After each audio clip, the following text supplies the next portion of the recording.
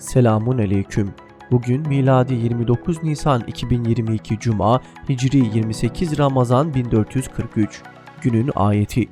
Kafirler içinde bazı kimselere verdiğimiz kat kat servete gözünü dikme, onlara üzülme, inananları kanatların altına al. Günün hadisi. Güzel ahlak sahibi ahlakı sayesinde namaz ve oruç sahibinin derecesine ulaşır. Tarihten haberdar olmak için tarihte bugün neler yaşandı hep birlikte bakalım. 1945 Sovyet tankları Berlin'e girdi. Sovyet askerleri Şansölyelik binasının kapılarını zorlarken Nazi lider Adolf Hitler intihar etti. 1955 Güney Vietnam'da iç savaş başladı.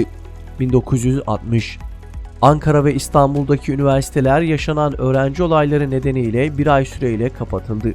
1991 Bangladeş'te meydana gelen kasırga en az 138 bin kişinin ölümüne ve 10 milyon kişinin evsiz kalmasına neden oldu. 1992 Los Angeles'ta çıkan halk ayaklanmasında 3 gün içinde 54 kişi öldü ve yüzlerce bina tahrip edildi. 2005 Suriye 29 yıl süren işgalin ardından Lübnan'dan tamamen çekildi.